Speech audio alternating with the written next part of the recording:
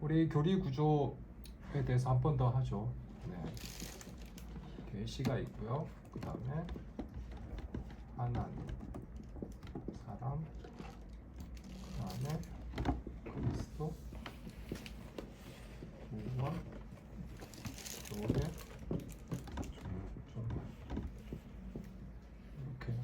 이렇게 7가지 카테고리로 우리가 이제 전체적인 교리를 이제 묶을 수 있다 이렇게 말씀드렸고요. 이제 이 계시는 초월에 계신 하나님께서 우리 이제 시간 속으로 들어오셔서 자기를 보여주시는 것. 그렇지 않으면 우리는 이제 하나님은 우리의 감각이라든지 인식의 틀 안에서 잡히지 않는 분이기 때문에 하나님께서 계시해 주시지 않으면 우리는 하나님을 알 수 없다. 그래서 계시가 일반 계시와 특별 계시 이렇게 2가지가 있었는데, 일반 계시는 자연이라든지 인간 본성 안에서 발견할 수 있는 창조주. 그렇지만 그것으로는 이제 우리가 구원에 이를 수 없기 때문에 구원에 이룰 수 있도록 하나님께서 특별한 방식으로 자기를 계시해 주셨는데 그것이 성경으로 기록되었다 이렇게 말씀드렸죠. 그래서 성경 밖에는 죄인들을 구원하시는 하나님을 만날 수 없다 이렇게 이해하시면 돼요. 성경 밖에서는. 그러니까 아무리 우리가 도덕적이고 윤리적인 어떤 책들을 읽고 수행을 한다 하더라도 우리는 이제 창조주이신 하나님 그리고 구원자이신 하나님을 성경 바깥에서는 만날 수가 없기 때문에 다른 데서는 구원의 길을 찾을 수 없다. 그래서 성경에서 우리가 만나는 하나님을 이제 그 뒤에서 이제 정리를 하는 거죠. 이게 이제 1장이고요, 그죠? 신앙고백 1장.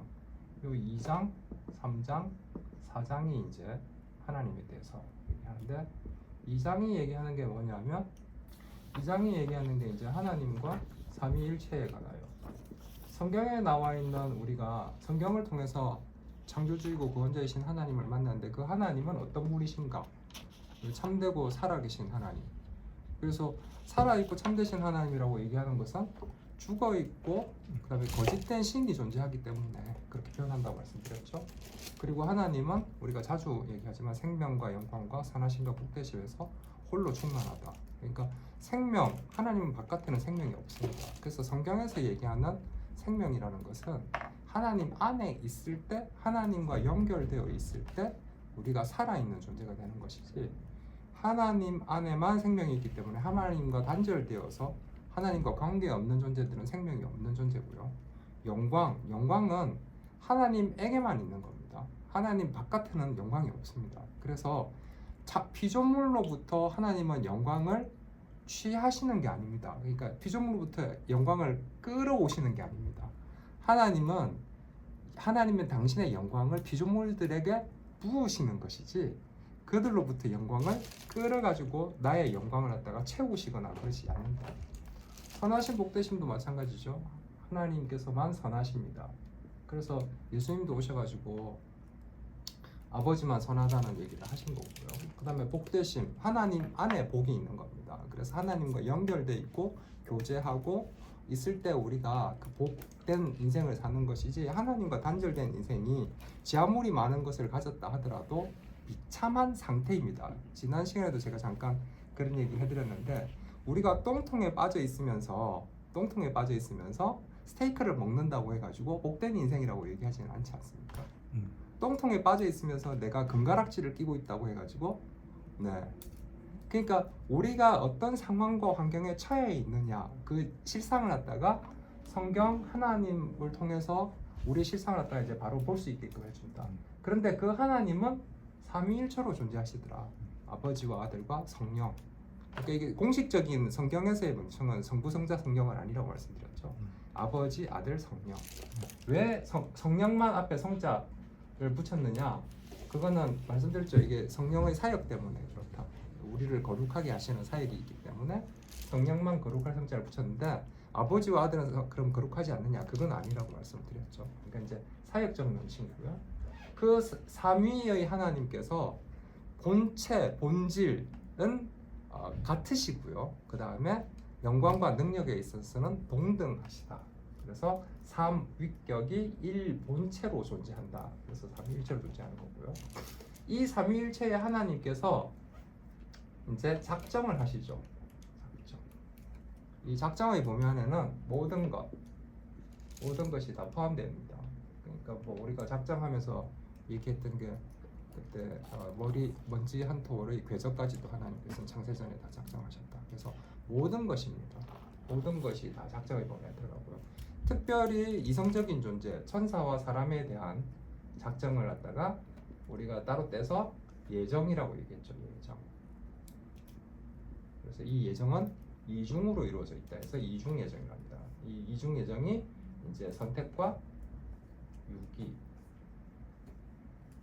그래서 지난번에도 이제 이거 하면서도 얘기했지만 선택과 유기 하면서 하나님께서 선택과 유기를 이렇게 두 개를 쥐고 있다가 한 개는 이렇게 취하시고 한 개는 이렇게 버리신 게 아니라고 말씀드렸죠. 네. 모든 이 죄 중에 있는 자들에게 어떤 자들에게 하나님께서 은혜를 베풀어서 이들을 갖다 선택하신 거고요. 그럼 왜 다 선택하지 않았냐? 하나님은 모두를 다 선택해야 될 의무가 없으신 거죠. 네. 그래서 선택과 유기로 이렇게 나눈 것입니다. 유기라는 표현 때문에 이 가지고 있다가 우리가 유기견 생각하면서 가지고 있다가 버리는 걸 자꾸 생각하는데 이 유기는 그런 뜻이 아니고 그들의 처지에 그대로 내버려 두심. 그래서 저는 내버려 두심을 더 좋아한다고 말씀드렸는데 내버려 두시는 겁니다. 유기가. 그래서 이중으로 이루어져 있다. 작정에 보면은 그렇게 이제 있었고요. 그 다음에 이제 4장 신앙고백 4장은 이 하나님께서 작정하신 것이 세상 속에 이제 풀어질 때, 이게 5장까지도 하나님에 대한 거네요. 작정이 이제 세상 속에 풀어질 때, 시간과 공간 속에 풀어질 때 어떻게 풀어지냐? 창조와 섭리로 풀어진다, 그죠? 그래서 이제 4장은 창조에 대해서 이제 나오고요, 5장은 섭리에 대해서 나옵니다. 그래서 창조하신 창조 피조 세계를 하나님께서는 그냥 내버려 두시지 않습니다.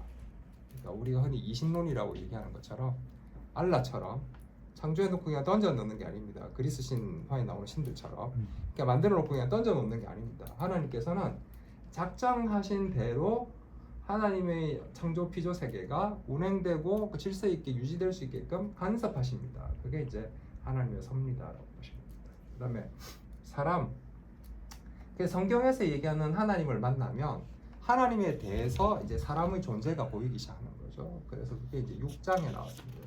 6장은 죄, 그로 인해서 타락, 그 다음에 그것의 형벌에 관해서 이제 우리가 알아보았다, 그죠? 그래서 하나님께서 사람을 물론 어제 자유의지 할 때도 지난주 자유의지 할 때도 얘기했지만 가변적이긴 하지만 하나님께서는 사람에게 하나님을 따라올 수 있는 능력을 포함한 원의를 주셨다.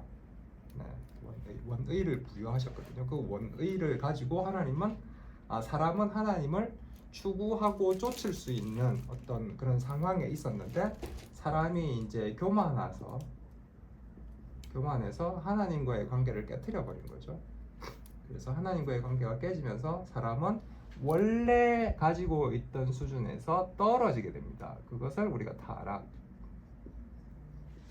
그래서 원의가 상실된 게 아니고 원의가 결핍되었다라고 얘기합니다. 죄, 타락의 상태는 원의의 결핍 상태. 그래서 뭐 우리가 하나님의 형상을 갖다가 상실했다, 이렇게 원의가 하나님의 형상이라는 의미하고도 일맥상통하는 부분이 있거든요. 그래서 하나님의 형상대로 지음을 받은 사람이 이 하나님의 형상이 떨어진 겁니다. 하나님의 형상이 완전히 없어진 게 아닙니다. 우리 안에는 하나님의 형상이라고 생각되는, 그래서 지적인 측면, 정서적인 측면, 의지적인 측면에 대해서 얘기했죠. 우리가 여기서 지정의는 하나님을 아는 지식과 하나님을 사랑하는 마음, 하나님의 거룩함을 사랑하는 마음, 하나님의 의로움을 추구하는 어떤 의지적인 능력, 이 원의에 해당된다면 여기에 있는 지정의로서는 하나님을 추구하거나 하나님의 거룩함을 사모하거나 하나님의 의로움을 따라가지 않습니다.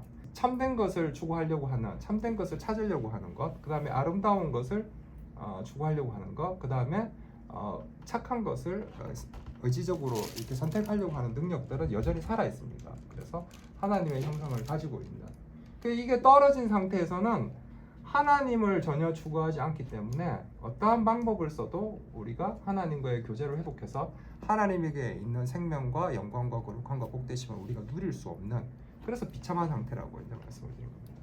이 비참한 상태에서는 하나님 쪽으로 우리가 고개를 돌리지도 않을 뿐더러 하나님을 추구하려고 하지 않는다. 그래서 이제 그리스도가 나오는 거죠. 그리스도는 이제 7장에서 중보자, 그리스도 중보자에 관하여. 그래서 그리스도가 우리의 하나님과 그 다음에 타락한 사람, 하나님과 타락한 사람 사이에 화목제물로 오신 겁니다.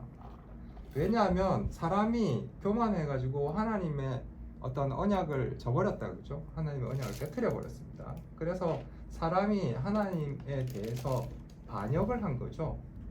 배반을 한 거고. 그래서 사실은 사람은 하나님으로부터 어떤 진노의 대상, 그 다음에 처벌의 대상, 의 어떤 자리에 있었는데, 이 관계를 갖다가 이제 회복시키기 위해서 그리스도께서 중보자로 오셨다, 그죠? 중보자. 그래서 예수 그리스도께서 공생애를 통해서 이제 하나님 앞에 의를 획득하시고, 그 다음에 십자가에서 죽고 부활하심으로 우리의 죄를 대속하심으로 우리가 하나님과 이렇게 화해가 이루어지게 되었다. 이 의는 공생애를 통해서 예수님께서 취득하신 의입니다. 이게 이제 책 같은 거 읽다 보면 가끔 되게 이제 뭐 이게 굳이 뭐 신학교에서 치는 뭐 시험 문제도 아니고 우리가 고등학교 다닐 때 쳤던 그런 막 꼬아놓은 시험 문제가 아니기 때문에 굳이 이런 것까지 아실 필요가 있을까 싶긴 한데, 가끔 책에 보면 어떤 게 있냐면요, 이런 게 있어요. 그리스도의 내재적이고 본질적인 의가 우리에게 전가되었다, 이렇게 얘기하는 게 있는데 이건 틀린 얘기입니다. 그리스도가 우리에게 전가시킨 의는 공생애를 통해서 획득하신 의입니다. 취득하신 의. 이게 본질적인 왜냐하면 그리스도는 이위격의 하나님이시잖아요. 그러니까 이분은 그냥 존재 자체가 의예요.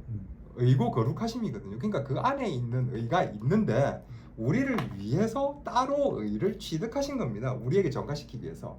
그러니까 그리스도가 공생애를 통해서 취득하시기 이전에 있었던 그런 본질적이고 내재적인 그리스도의 의를 우리에게 전가시킨 게 아니라는 겁니다.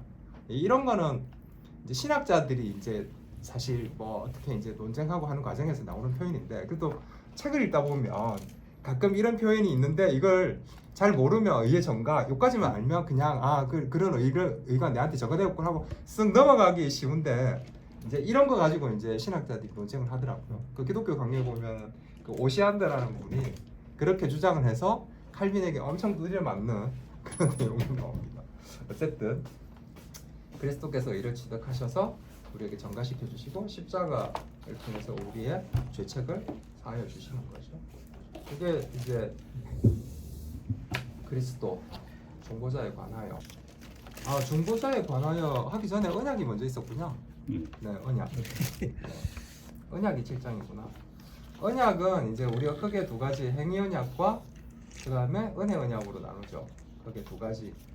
행위 언약은 하나님께서 사람을 창조하시고 만드시고 난 뒤에 이제 하나님께서 행위를 조건으로 사람과 이제 언약을 맺으신 거죠. 근데 이제 언약을 이해할 때 가장 중요한 게 있다고 말씀드렸죠. 제일 첫 번째 항에 나오는 건데, 하나님과 사람 사이는 간격이 너무 넓어서, 너무 커서, 그러니까 하나님과 피조물인 사람 사이에, 그러니까 이건 이때 하나님과 사람 사이의 관계는 죄 지은 사람이 아닙니다.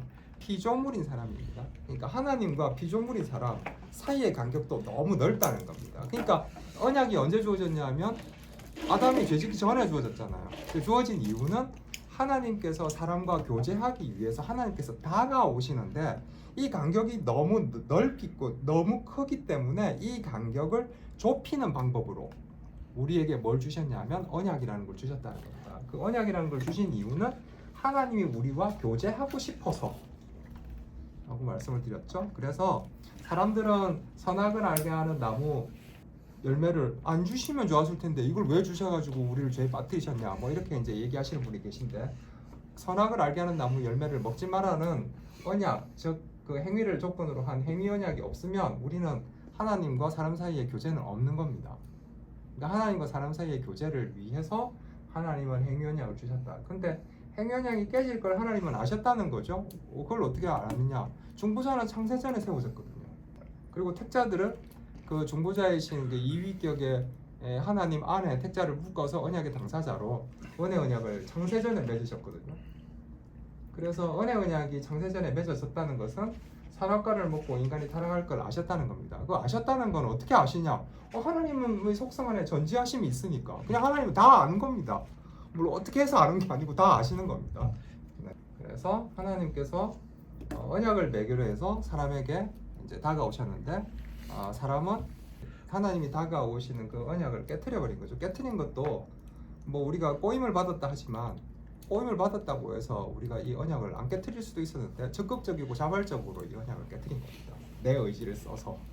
네. 그러니까 아담이 자기 의지를 써서 여자가 자기 의지를 써서 이 언약을 깨트린 겁니다. 그래서 하나님에 대한 반역이죠. 왜냐하면 하나님은 창조주고 우리는 피조물이라는 관계 때문에 언약이 주어졌는데 언약을 깨트렸다는 얘기는 뒤집어서 얘기하면 피조물이 창조주로 인정하지 않겠다는 겁니다. 그러니까 왕을 왕으로 인정하지 않겠다. 이건 반역이죠. 그래서 그건 반역입니다. 그래서 행위언약이 깨짐으로써 우리에게 이제 죄가 들어왔는데 이 죄는 어디에 있느냐? 죄책, 그 다음에 오염, 전적 타락에 있다죠. 그래서 이 죄책은 십자가에서 해결이 되셨고요. 전적으로 타락한 인간에게 그리스도의 의가 전가되어서 그래서 아까 얘기한 중보자 그리스도의 관하에 의해서 이런 부분들이 나온다고 말씀드렸죠. 요거는 사망 형벌, 이건 이제 수동적인 순종, 그 다음에 전적인 타락, 요거 이제 능동적인 순종. 그래서 전 생애를 걸쳐서 예수 그리스도께서 순종하신 것을 우리에게 전가시켜 주는 겁니다. 그렇게 해가지고 이제 8장까지가 됐고요. 지난주에 한 9장이 이제 자유의지인데 그러면 그 그리스도를 우리가 믿을 수 있어? 이런 이제 질문이 나오게 되는 거죠. 그때 이제 자유의지가 나온 것은 아니 믿을 수 없어 이렇게 이제 답을 왜 믿을 수 없어? 왜냐하면 니네들이 지금 죄의 상태에 있기 때문에. 우리의 자유의지가 네 가지 카테고리에서 발휘가 된다고 말씀드렸죠. 그렇죠? 순수의 상태, 그 다음에 죄의 상태, 은혜의 상태, 영화의 상태. 우리의 신앙고백은 이렇게 네 가지로 구분합니다. 그래서 1항에서는 하나님께서 우리에게 부여하신 자유의지가 본성적인 자유를 우리에게 허락하셨다. 근데 그 본성적인 자유라 함은 좋은 것과 나쁜 것을 공히 선택할 수 있는 자유를 허락하셨다는 거죠. 왜 그렇게 허락하셨지? 하나님이 그냥 선한 것만 선택할 수 있게끔 하셨으면 좋았을 텐데 그러면 그건 인격적 교제가 안 되는 거예요. 그러니까 하나님은 하나님 형상대로 우리를 만드셨고 하나님은 우리와 인격적 교제, 즉 지정의 몸을 통한 교제를 하고 싶었던 거죠. 근데 하나님께서 만약에 나만 알고 나의 거룩함만 좋아하고 나의 의로만 추구하는 존재로 만들었다. 그럼 그거는 프로그래밍된 로봇이지 인격이 아니잖아요. 그래서 하나님께서 부여하신 그 본성적인 자유라는 것은 이제 가변적이었다라고 보시면 되죠. 그게 이제 순수의 상태에서의 우리의 자유의지를 얘기하는 겁니다. 그리고 지난 시간에 잠깐 뭐 얘기해드린 거 자유의지라는 게 자유와 의지가 명사의 합이 아니고 free will이라고 해가지고 형용사 명사라고 말씀드렸죠. 그래서 자유로운 의지라는 겁니다. 그래서 사람은 어떤 상황에 있더라도 그 자유로운 의지는 있어요. 자유로운 의지는 있는데 상태에 제한을 받는다는 겁니다. 그 자유로운 의지가. 그래서 제가 세상 얘기를 해드린 거죠. 그러니까 세상에 갇힌 새를 봤을 때 그 세상의 크기에 따라서 그 안에 갇힌 새가 움직임이 조금 적을 수도 많을 수도 있지만 그 아무리 큰 세상을 만들어 놓고 그 안에 새를 풀어놨다고 해서 우리가 그 새를 보고 참 자유롭다라고 얘기하지 않는 것처럼 사람은 죄의 상태에 갇혀 있는 상황에서는 그 자유의지가 자유롭게 발휘되지 않습니다. 죄의 상태에서는 죄라는 틀 안에서만 자기 의지가 자유롭게 발휘가 되거든요. 우리가 이제 은혜의 상태에 갇지만 은혜의 상태에서도 100% 하나님만 추구하거나 하나님을 향한 의지만 발현되는 것은 아니다라고 말씀을 드렸죠. 그렇게 되려면 우리가 이제 죄된 육체 벗어 던지고 영화의 상태로 가야 됩니다. 영화의 상태에서는 하나님만 영화롭게 하고 하나님만 추구하는 그런 상태, 자유의지가 발휘되는 상태로 간다.